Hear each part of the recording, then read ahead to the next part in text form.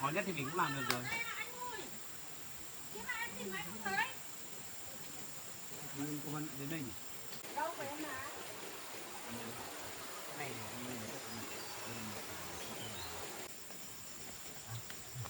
chị ăn đi. Chị ăn đi.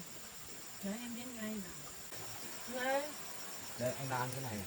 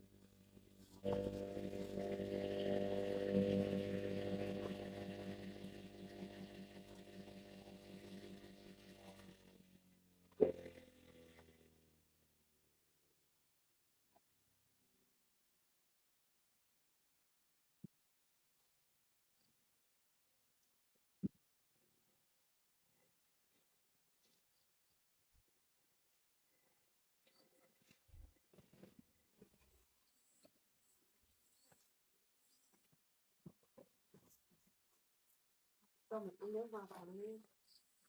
Cô em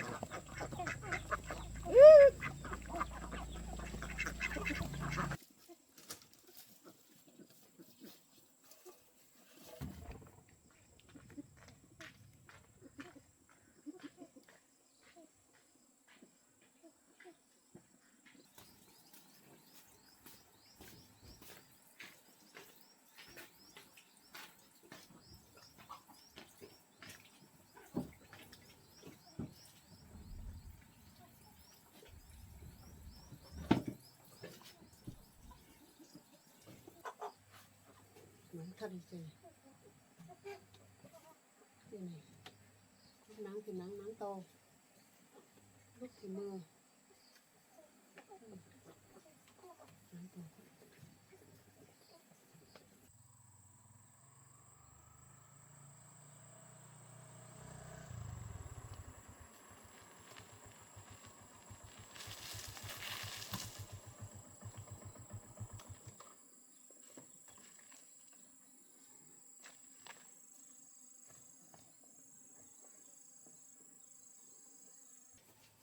Để cho bác. Cháu ngồi đấy, ngồi đấy cháu. Dạ vâng. Nay trời nóng quá nhỉ bác nhỉ? Ngày trời nóng lắm. Bác ơi chị vừa làm gì xong rồi? Thái chuối ngồi vịt. Để con vịt ăn xong trông thích rồi đấy. Nuôi xong hai mẹ con ngồi đây xem vịt ăn thôi. Ăn giỏi lắm cháu.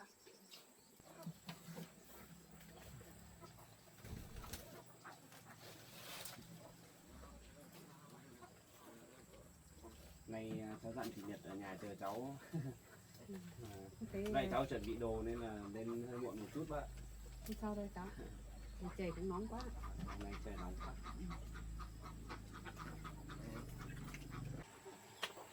Chị lấy tiền làm gì chị? À, chị bảo là cái tiền ủng hộ cho học sinh nghèo vùng cao đấy á. Vâng, phải đấy, con gái nói bảo là Nhưng mà sao nhiều thế hả chị? không nhiều đâu cháu ạ, triệu dưới thôi. Gọi là hai mẹ con bác thương các cháu quá, vì các cháu ở vùng cao này, cháu nghèo nữa, đi học cũng vất vả. Cái này là cả tiền bán ốc hôm qua hả chị? Vâng, cả tiền hôm qua con gái bán ốc này, thế cả một tí tiền bác nữa, tiết kiệm nữa, cũng gửi cho các cháu. Bác với chị để ra một phần để chi tiêu cuộc sống hàng ngày đi. Không. Số tiền này chắc là bác với chị Nhật cũng tiết kiệm cả thời gian vừa qua đúng không? Vâng, bác cũng muốn giúp nhiều, đóng góp nhiều cho các cháu nhỏ, nhưng mà hai mẹ con bác chỉ có bằng đấy thôi, mà của ít lòng nhiều đấy cháu ạ. Bác ạ, cái tiền này thì mình có bao nhiêu mình ủng hộ bấy nhiêu thôi bác. Cái này cũng tùy vào hoàn cảnh của mình nữa, chứ không phải là có lắm người ấy, người ta tuy có điều kiện khá giả nhưng mà người ta còn không ủng hộ được đồng nào ấy. Như hai mẹ con bác thì tuy rằng hoàn cảnh gia đình cũng không được khá giả cho lắm, nhưng mà vì bác với chị Nhật có tấm lòng yêu thương trẻ em ấy, nên là bác với chị Nhật đóng góp được bằng này là quý hóa lắm rồi bác ạ. Vâng, nhưng mà nếu bác có nhiều bác còn muốn giúp nhiều hơn đấy, nhưng mà bác cũng hoàn cảnh quá, với lại ngày xưa bác đã được gặp rồi, bác thì thấy rất thương các cháu nhỏ. Bây giờ một nắm khi đói bằng một gói khi no mà. Bây giờ số tiền này đối với các em nhỏ thiếu thốn điều kiện kinh tế để đi học ấy, thì đối với các em ấy là khoản tiền rất là lớn đấy bác ạ. Mà nó còn mang theo cái tình cảm của bác với chị Nhật cũng như là các mạnh thường quân giúp đỡ các cháu đấy, nên là cháu nghĩ chắc là các cháu nhỏ thì sẽ rất là vui đấy bác. Vâng. Bác cũng mong các cháu nhỏ vui, thì bác mới có ít bác cũng góp ít. Vâng. Mong sao các cháu nhận được số tiền này là các cháu học giỏi và cố gắng học để cho các cháu vươn lên. Bác mong các cháu rất cố gắng. Cháu nghĩ chắc chắn là các em nhỏ nhận được số tiền này sẽ có thêm nhiều động lực để còn cố gắng học tập. Vâng. Bác cũng mong là các cháu nhận được số tiền này là cố gắng học. Cái đấy thì bác yên tâm đi. Bác mong các cháu cố gắng học giỏi thì vươn lên cùng các bạn. Vâng. Mà hôm nay trời như này không biết là có gió đấy cháu ạ. được không nhỉ? Cái lúc hai mẹ con bác chăn vịt thấy nắng to lắm, bây giờ thấy gió to thế này, cái tối thế này. Nhưng mà không sao đâu bạn, trời dầm mát như này thì đi mới mát. Nhưng bây giờ chắc bác không cũng mưa đâu. bác cũng cảm ơn cháu giúp đỡ bác lập được cái máy này, thì có gió thì bác cũng không lo mấy rồi, một con bác ấy. Cái Không này thì cái máy này bây giờ trời mưa bắt đầu phát huy tác dụng rồi nhỉ bác nhỉ? vâng, Trời mưa thì mình không phải lo. không phải lo rồi. Trời nắng thì cũng thế, ví dụ như kiểu Nắng cũng không lo hôm rồi nào cháu ạ. trời nắng mình ở dưới này thái chuối nuôi vịt các thứ Với lại không cũng lo chúng trời nắng nữa. che hết cả mưa cả nắng cũng phải là che hết rồi, bây giờ không lo gì rồi cháu ạ. Vâng. Cảm ơn cháu đấy, không tìm mấy con bác cũng chẳng biết làm thế nào được. Không có gì đâu bác ạ. Mà cái, chị Nhật ạ, cái số tiền này thì chắc đợi mấy hôm nữa để em ít việc đã, xong rồi hai chị em mình bắt đầu đi đấy nhỉ, đi mua quà và phát quà từ thiện cho các em nhỏ thì chị nhỉ. Bây giờ hành trình cái quỹ từ thiện của mình cũng đã đi được hơn nửa chặng đường rồi đấy. Bây giờ chỉ còn đi mua đồ, sau đó là cái danh sách thì hôm trước chị đã tổng hợp rồi đúng không? Thế thì đến hôm đấy mình cứ theo cái danh sách của chị đấy mà đi phát quà cho các em nhỏ thôi. Cái số tiền này thì bây giờ cháu Cứ cất đi. tạm giữ để Vâng, cháu cứ cất giữ đi. đi mua đồ cho các cháu. Cặp sách này, quần áo này. Thì lúc nãy bác ạ, cháu cũng chuẩn bị đồ đạc các thứ rồi. Lát nữa bác cháu mình về sinh nhật nữa đi picnic một buổi nhỉ bác nhỉ? Vâng, đấy là tùy cháu ơi, nếu cháu đi thì mẹ con bác cũng đi theo cháu. Để cho vui mà cháu. Cũng chẳng có mấy khi thì giờ này cũng ít việc nên là Thế đi mới có thời gian đấy. Theo cháu vui đi. Chứ bình thường nếu mà trong giai đoạn nhiều việc thì cũng không có thời gian để đi giải trí như này đâu. Lâu lâu mình cũng phải đi giải trí cho vui chứ cháu. Vâng. Thôi xong chắc mình chuẩn bị đi thôi nhỉ. Đồ đạc Vâng. cháu cũng chuẩn bị hết rồi. Cháu chuẩn bị đồ đạc hết ra. Vâng. Bây giờ xem còn thiếu cái gì không thì chị với bác cầm đi. Hay là bác mang một lọ nước với cái gùi đi để Để đựng đồ. đựng đồ. Vì cái đồ kia cháu để ở trong túi bóng nên đi sợ tí nó rơi mất. Thế thì bác mang gùi đi để tí đựng đồ. Đi thôi.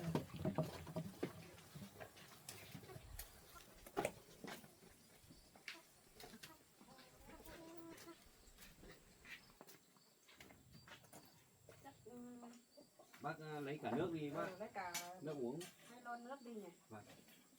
Đấy bác cho bao gùi hết rồi cháu. Đi thôi. Đi thôi con. Mình đi.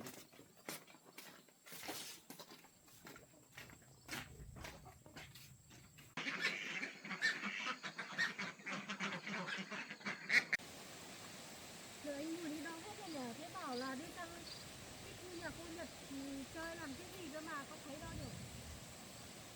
Mà mình cũng bực mình thật đấy. Hôm qua cái xe hỏng rồi bảo lấy đi sửa, cái nhà kia cũng không sửa cho mình. Bây giờ bắt mình cuốc bộ từ dưới kia lên, mệt ơi là mệt. Ô thế đóng cửa hết rồi đây. Thế là trốn trong nhà nhỉ? Cô Nhật ơi!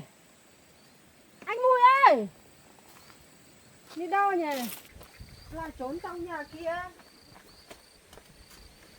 Cái khóa cửa hết rồi. Cô Nhật ơi! Anh Mùi ơi! Cái anh Mùi này hay thật đấy. Hôm qua mình đã bảo là chờ mình rồi, mình đã dặn thế rồi. Còn không chờ mình cơ, lại còn trốn mình nữa. Hay là họ trốn đi trước rồi nhỉ? Nhưng mà bảo là đi vào khe suối thì làm gì mình biết ra đâu tìm nữa. Ở đây có 2 khe suối cơ mà. Mà mình đi bộ từ dưới kia về đến đây rồi chẳng nhẽ lại đi về à? Từ đây đi về cũng phải đi bộ về chứ nhục lắm. Hay là mình cứ đi tìm đi nhở? Biết đâu là thấy mọi người ở đoạn trên kia thì sao? Bây giờ điện thoại gọi thì không gọi được. Người thì chả thấy đâu. Hay là mình cứ đi thôi nhỉ? Kiểu gì chả thấy, trốn thế nào được mình. Mấy cái khe suối này á, mình nắm hết rồi, kiểu gì chả thấy.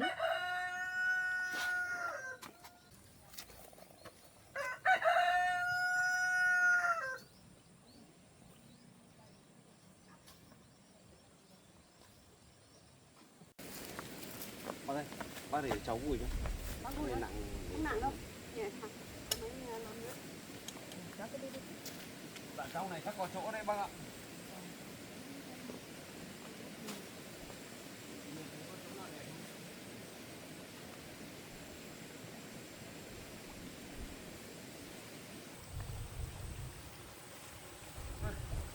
Mình cũng đi vào một đoạn khá xa rồi. Chị thấy chỗ này có được không? Em thấy chỗ này có vẻ đẹp lắm. Cái này nước mát. Đây có bãi cát. Cái cá này bác mình phải chặt thành trắng. Có mấy cái đá này lát nữa mình ngồi nghỉ ngơi cũng hợp lý bác ạ. Hay là mình làm ở đây đi chị? Đây cũng mát mẻ nữa. Với cả mình cũng đi khá xa rồi. Đi vào trong cũng kiểu là có nhiều đoạn gập ghềnh ấy, cũng chưa chắc là mát mẻ như ở đây đâu. Nên mình làm đây thôi nhỉ.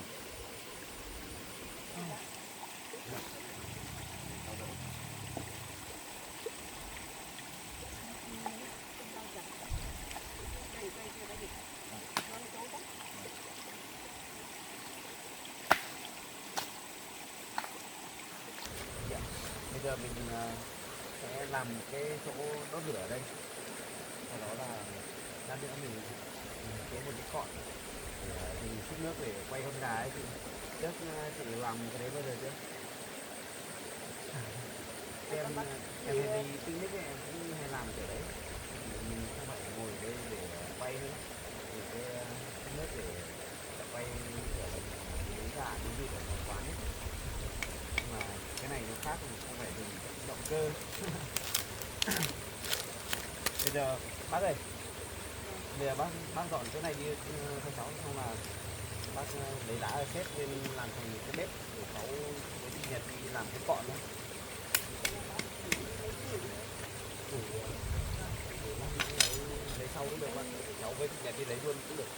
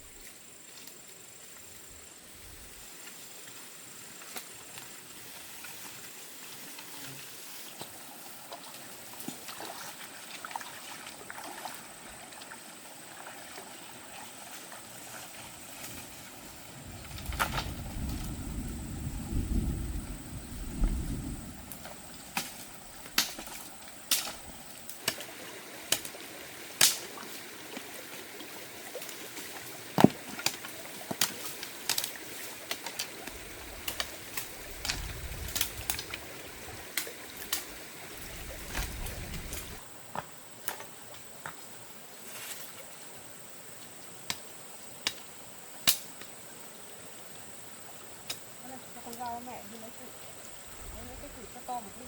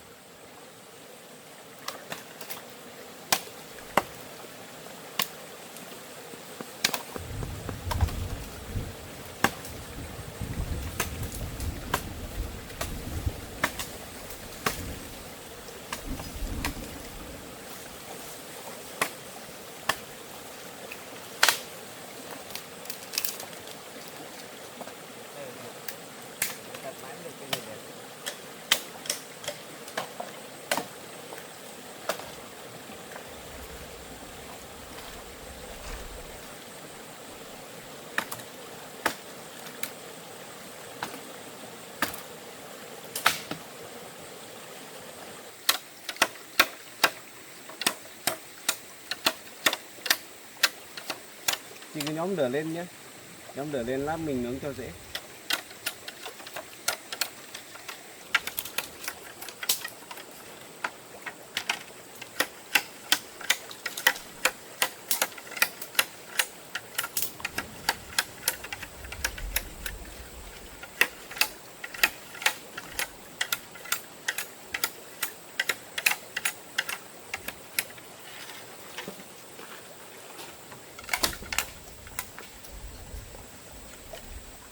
Đo xem là nó dài bao nhiêu.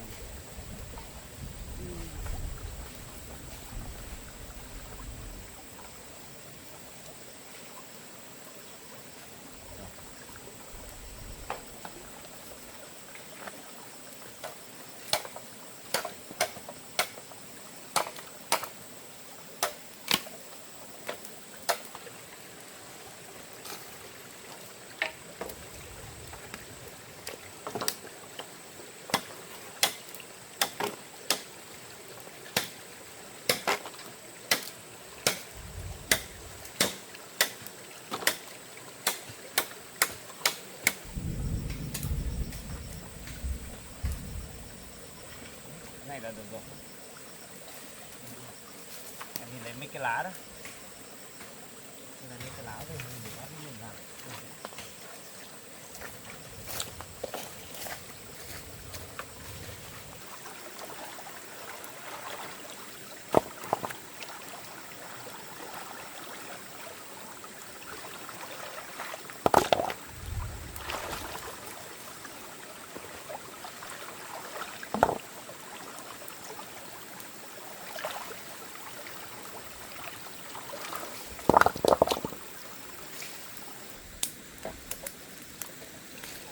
Thế em lấy cọc đây rồi. Em lấy cọc về trực trên. Cọc như này.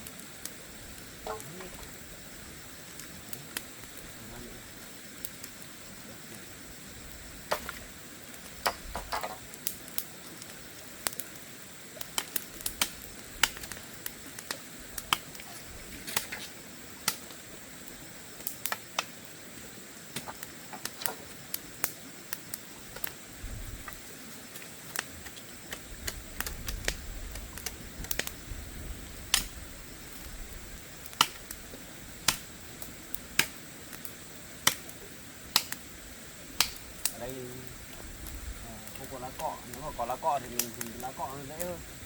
Còn giờ không có thì chắc mình phải đan mấy cái phên làm cánh như kiểu là làm cái cọ nước ấy. Kiểu đấy cũng được.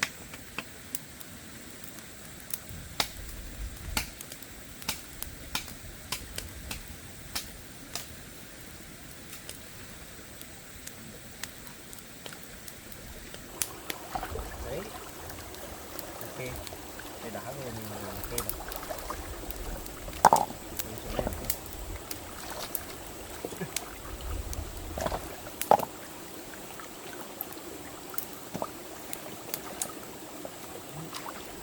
Chắc chắn rồi. Kê thêm 1-2 hòn nữa rồi. Như thế được rồi chứ. Này.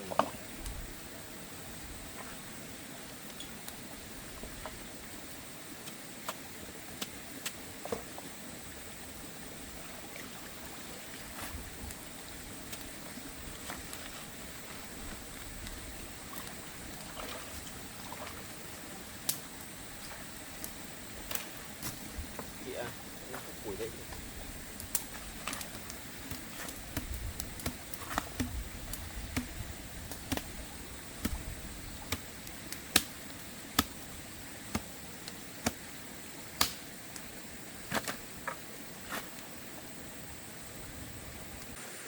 Rồi mình làm mấy cánh ở kia nữa là được, làm mấy cánh quạt.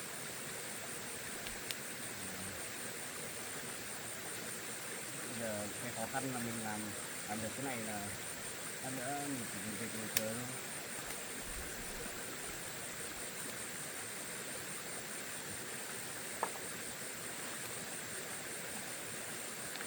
Rồi phải đẽo ra một chút đó.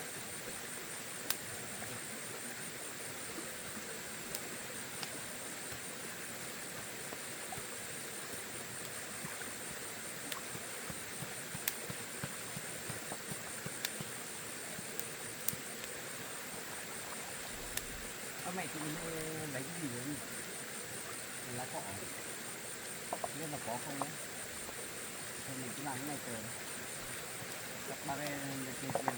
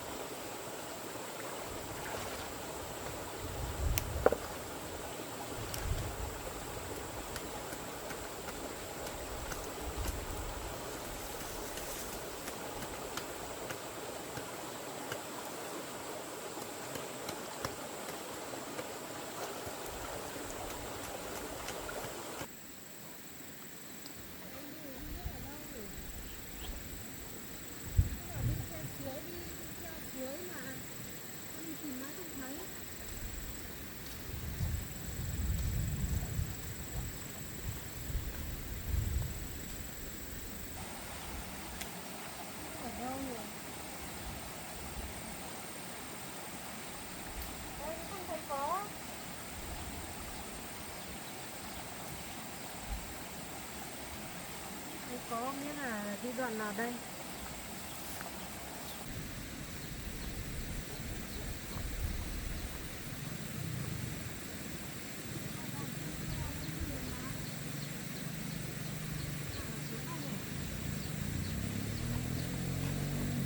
Qua đây à?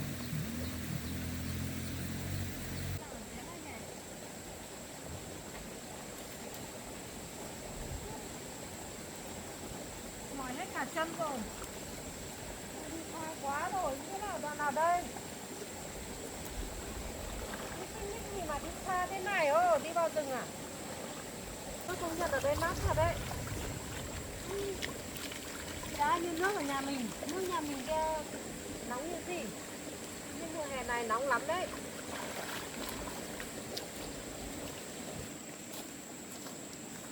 Ơ, đây là xe anh Mùi mà. Chắc ở gần đây rồi. Phải rồi, xe anh Mùi mà.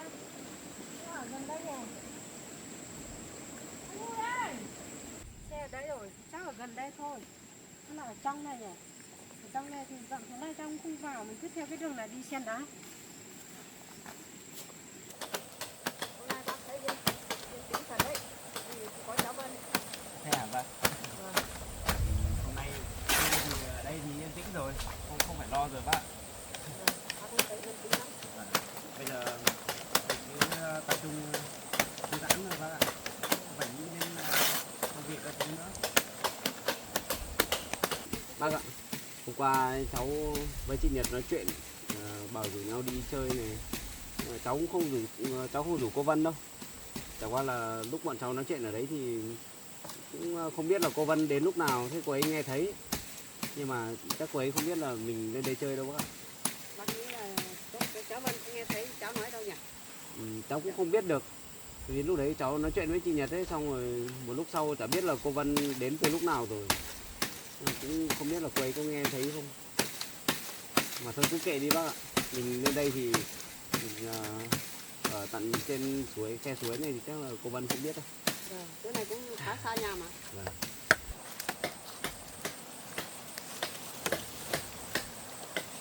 Chị Nhật đây lấy 5 lá chứ.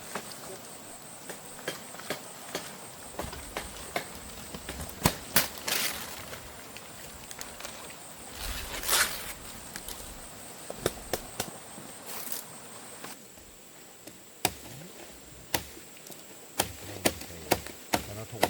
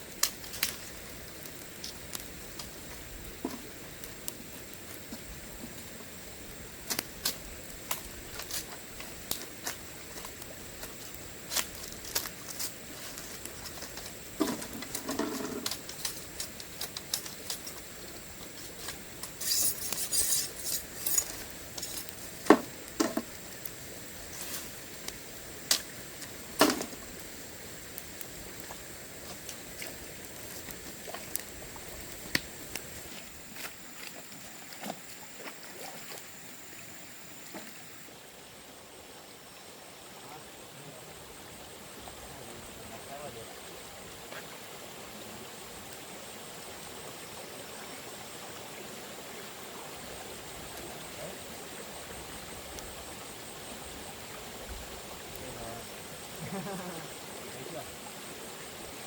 Cái mà nó này.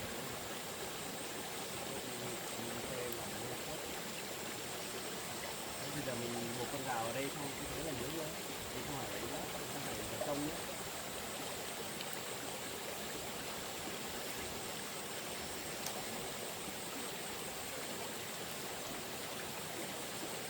Bây giờ cái con gà đã ướp. Ướp đi, ướp xinh.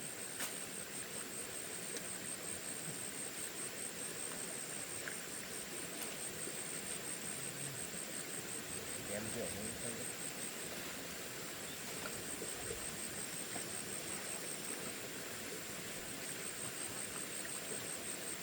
Thôi cháu làm xong cái cọn rồi bác. Chỉ xỏ con gà vào đây. Quay không? Đã. Có nó quay được mà bác. Bác cứ yên tâm đi, cái này trước cháu làm suốt nên là cũng đơn giản mà. Anh này con bác chưa được làm bao giờ. À, được rồi, chỗ đấy rồi. Xong buộc cái chân vào đây. Đây Cái lạt không? bác đi chuyển lại.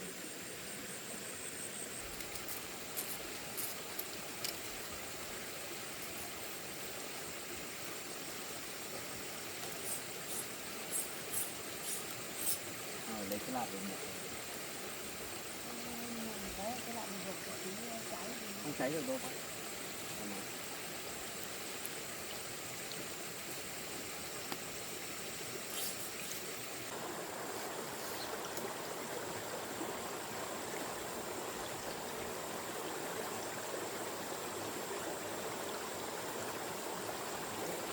Rồi.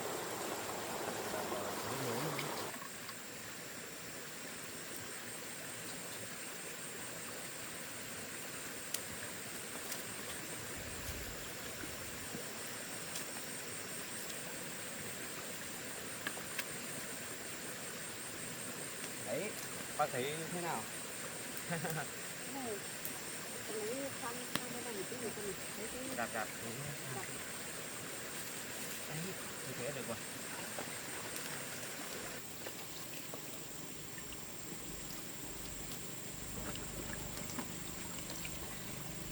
anh phải lấy cái que Mấy cái than này chút. giờ đốt lửa thì nhóm lửa nhóm bên này không được. Vâng. Bây giờ mình chỉ việc chờ gà với thịt chín thôi. Gà cũng có tí người ta Vâng. làm. Cái giai đoạn khó nhất thì mình cũng làm được rồi. Đây à anh ơi. Thế mà em tìm mãi không thấy. Tự nhiên cô Vân lại đến đây nhỉ? Làm em tìm hết cả cái khe suối là từ dưới kia lên. Sao em biết bọn anh ở đây mà biết mọi người ở đây mà Cháu lên đây? Vân biết mọi người ở đây. Thì hôm qua anh chả bảo em ra đây. Thế mà đi trái chờ em một tí nào. Anh có bảo em á? Hôm qua anh chả bảo với em đây. Anh bảo em lúc nào? Hôm qua em nhắn tin cho anh thì anh chả bảo là hôm nay anh mọi người đưa nhau đi chơi đây. Hôm qua lúc anh nhắn tin cho em ấy thì anh chỉ bảo là anh với chị Nhật đi thôi mà. Anh có bảo là em đi cùng anh đâu. Em đọc nhầm à? Thì anh bảo là anh đi chơi, mọi người rủ nhau đi chơi. Thế em bảo thế em đi với nhá. Anh bảo thì em thích đi thì đi thì em chả đi. Thì anh cứ tưởng là em không đi thì anh với mọi người đi trước. Lúc Còn đầu anh biết anh đâu. bảo thế em cứ tưởng anh bảo em đi. Mà em đi thì bao nhiêu điểm từ dưới kia lên hẳn mười mấy điểm rồi, mệt lắm rồi ấy. Mà tại sao cháu biết mọi người ở đây? Thì anh Bùi bảo là mọi người đi chơi ở khe suối thì em thì cháu mới biết đi đó. Thế rồi. Đằng nào thì em cũng lên đây rồi ngồi đi. Để giá trời cả chân anh rồi đi vào cái trong hẻm như này. Cháu đã đến đây rồi ngồi ăn quả với cháu. Vâng, Bây giờ đi chơi thì mình phải tìm địa điểm nào đẹp thì để qua đi khôn.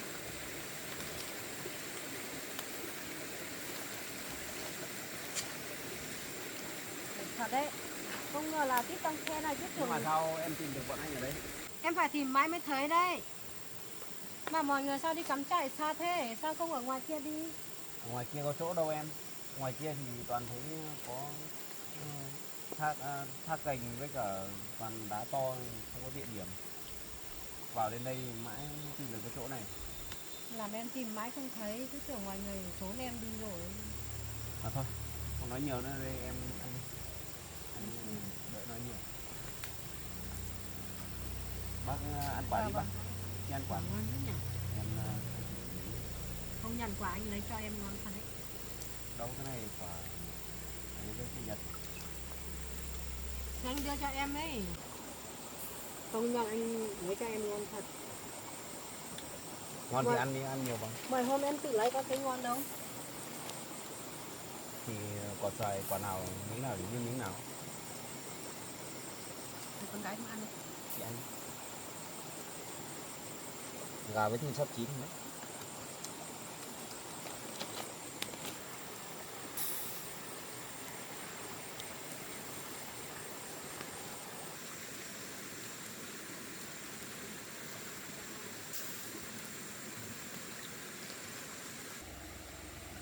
Anh ấy, rõ ràng hôm qua em bảo như thế rồi mà anh về đây chả thấy chờ em một tí nào luôn.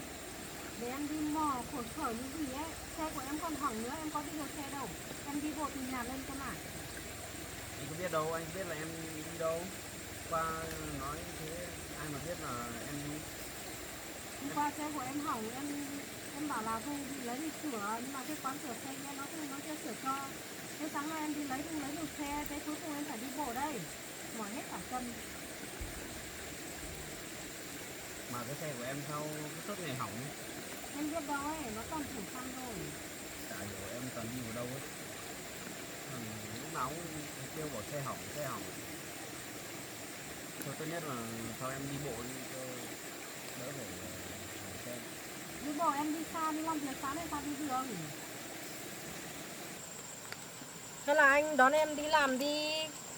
Em đỡ phải sửa xe nhiều, xe của em toàn hỏng thế này, em đi bộ vất vả lắm. Không được đâu, anh bận việc lắm, anh không đón em đi làm được đâu. Tất cả anh thì nếu mà đi làm ở công trình ngoài kia cũng không đi qua nhà em. Còn nếu mà đi qua đoạn trong này thì anh cũng đi đón chị Nhật rồi, không đón em được đâu. Chắc này bận đón cô Nhật chứ gì. Thế thì anh nói trước như vậy. Anh không thích đón em chứ gì, anh thích lấy lý do gì. Thôi em không nói nhiều nữa, em ăn đi. Anh không thích đón em đi làm nên là anh lúc nào cũng lấy lý do. Từ trưa đến giờ em có nhờ anh được hôm nào anh chở em đi đâu. Thì có lần em không có xe anh vẫn chở em đi làm bình thường đây. Nhưng mà lâu lâu thôi, không phải lúc nào anh cũng chở em được đâu. Anh á, cứ tình hình như thế này á, tình cảm của mình á, càng ngày càng đi xuống đấy. Đi xuống thì càng tốt. Anh thích như anh thích như thế lắm à? Nhưng mà mình có gì đâu mà bảo là tình cảm đi lên với cả đi xuống, em đừng có mà nói lung tung nữa. Thôi, hôm nay mọi người đi ra đây để cho nó khuây khỏa tinh thần, em đừng có mà lôi những cái chuyện đấy ra nói nữa. Mọi người ở đây cũng không ai thích nghe mấy chuyện đấy đâu. Em đừng có mà lúc nào cũng càu nhàu với người khác như vậy. Thì ai bảo anh ý, suốt ngày từ chối em làm gì? Anh không muốn nói chuyện với em nữa. Bác với chị ăn quả đi. Bây giờ gà sắp chín rồi đấy, thịt cũng sắp chín rồi đấy. Làm cho chín rồi. Đấy. Vàng hết rồi. Bác thấy nướng gà như này dễ không? mình Quá chỉ dễ đấy cháu ạ. mình chỉ việc đặt con gà đấy, sau đó là ngồi chờ này thôi. Mình không phải ngồi đấy trông nữa, không phải nóng nữa. Em thấy ba người bọn anh giống một gia đình thật đấy. Em lại bắt đầu đấy. Anh vừa bảo em như nào? Em đừng có mà nói chuyện những kiểu ghen tị với người khác như thế. Cháu ơi, đang có hoa quả ăn đang ngon, cháu đừng nói câu chuyện đấy. Đấy, em thấy chưa? Lát nữa bác không thấy ngon đấy. Không nói nhiều bác không thấy ngon nữa đâu. Mọi người đang vui vẻ với nhau, em đừng có mà tỏ thái độ như vậy. Thôi, không nói chuyện này nữa. Gà chắc là 90 triệu. Mình lấy gà nhé. Cái vàng rẻ lắm rồi cháu. Để em hộ anh.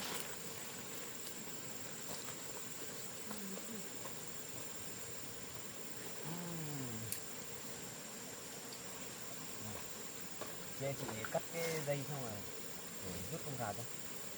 Để dao về cắt thì nóng đấy. Con gà bé thì nhật cần. Con gà nhìn vàng đẹp rồi đấy. Béo nhỉ.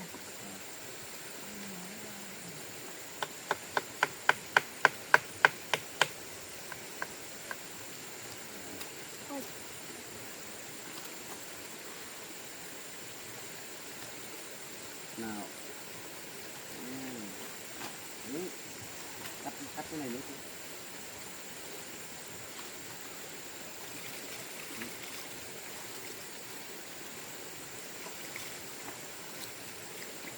nóng lắm nhỉ con nhỉ.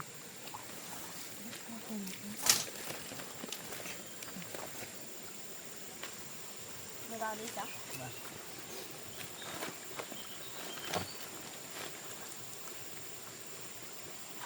Là thơm rồi đấy nhỉ. Cái này là anh với chị Nhật làm mà. Thế là anh cũng giỏi rồi.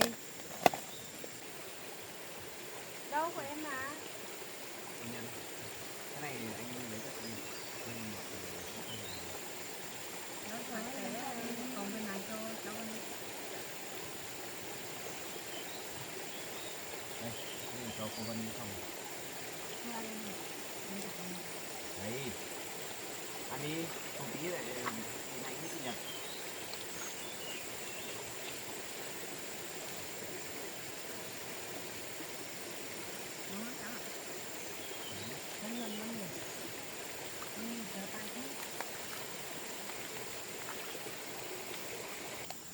Nên mọi người ăn đi. Mang lên chị Bác ăn. ăn. Con đã ăn. Đấy. Cho cô Vân một cái đùi nhá. Cháu vẫn không ăn đi. Đừng có mà tị nạnh với chị Nhật nhá. Bác cũng ăn đi. Vâng, bác ăn à. Anh Mùi ăn đi. Ừ. Để cái này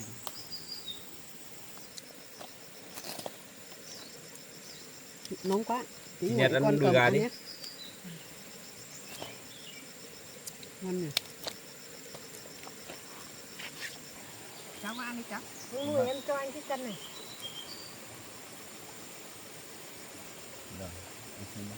Em biết anh thích ăn cân mà.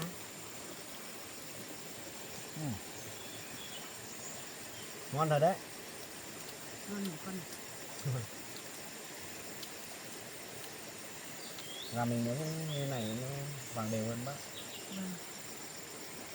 Kiểu là cái nào nó cũng xoay được đều nên là chỗ nào nó cũng vàng. Nó chín đều. Chị Nhật ăn nhiều vào nhé. Chị ăn cái đùi nhé, cái đùi này em dành riêng cho chị đấy. Anh ăn miếng. Thôi anh khoan thôi, em ăn. Không anh khoan thôi, em ăn đi. Anh ăn một miếng xem nào. Không anh khoan Em đâu. bón cho anh ấy. Anh khoan thôi, em ăn đi, em ăn. Cái đùi đấy anh để cho em ăn mà. Cho em ăn đi. Thế cháu ăn đi cháu. Vâng. Cháu Mùi Chị cũng Nhật ăn ăn đi. đi. Bác ăn đi ạ. Vâng, bác ăn.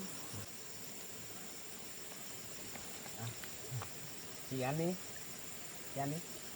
Đấy em biết ngay nào. Em cho này không ăn. Thế cô Nhật cho cái này ăn luôn. Ngon quá. Vâng.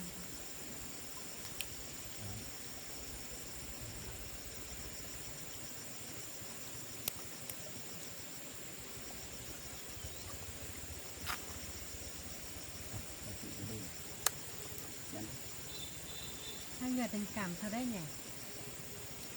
Rồi em ăn đi, sao em nói nhiều thế? Thì sao em cho anh không ăn. Lúc đấy anh đang ăn cái khác rồi. Thì anh ăn miếng xem nào. Đây, anh đang ăn Anh cái ăn này, đi khoan nào. thôi. Anh đang ăn cái này, anh khoan đi. Em ăn đi. Chị Nhật ăn đi. Bác gái ăn đi. Bác ăn đi. Vâng, bác đang ăn này. Người ta cho thì không ăn. Cô Nhật cho ăn luôn. Em chịu anh ấy. Thế thôi em cứ ăn đi. Cái còng đấy anh bảo cho em. Anh không phải nói gì. Thì em chưa cho anh miếng không được à? Này, Đây anh đang ăn cái này. anh cắn miếng rồi. Cắn miếng em cũng vui rồi. Anh đang ăn cái này. Đây cắn bên dưới này. Anh khoan đâu. Ăn cái đùi này thấy ngon hơn. Cái này thấy Đùi ngon nào hơn. chẳng như đùi nào. Nhưng mà Cái này cũng chung một con gà thôi mà. nhưng mà cái của chị Nhật cho thì ngon hơn. Vâng, không nói nữa hai cháu ạ. Thịt gà, thịt lợn đang ngon. Mình nhau ăn đi. Vâng. Không phải nói nhiều đâu. Cô Vân không nói nhiều nữa nhá.